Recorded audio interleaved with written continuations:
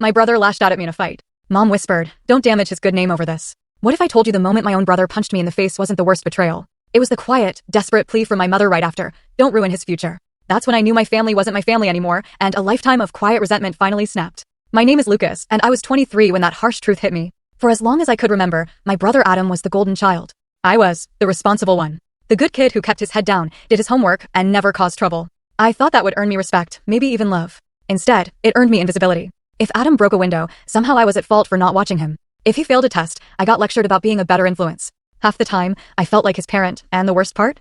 I actually thought that was normal. Moving out at 19 was like escaping gravity. I got my own apartment, started working tech support, and slowly, quietly, built a life that was mine. Still, I'd go home on weekends, try to keep the peace, show up for family dinners, the usual stuff. But every visit was a stark reminder, nothing had changed. Adam was still the center of their universe, still the delicate prize my parents hovered over. "He's just figuring things out," Mom would say whenever I'd ask why he was 25 and still jobless. Meanwhile, I was paying my own rent, buying my own groceries. Figuring things out, indeed. The night everything truly shattered started like any other visit.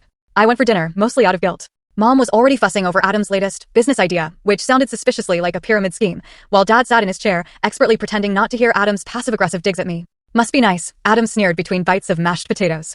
"Having no responsibilities except answering phones all day." I let it slide, like I always did. Until he brought up money. "You know," he said, too casually, like we were discussing the weather, "Mom and Dad were saying you should help me get my car fixed." "I mean, you've got savings, right? You don't even have kids. What do you need it for?" That was the first crack. A real, deep one. I told him no. Plain and simple. I wasn't funding his endless stream of disasters. Maybe it was the shock of that word, no. Because he actually laughed, pushed his chair back, and said something that felt like a physical blow. "No wonder nobody calls you. You're selfish. You've always been selfish." I don't even remember standing up. I just remember the shouting, the kitchen shrinking, and then his hand connecting with my face. It wasn't a slap. It was a full-on punch, the kind that made my ears ring, my vision go white. I stumbled back, hitting the counter.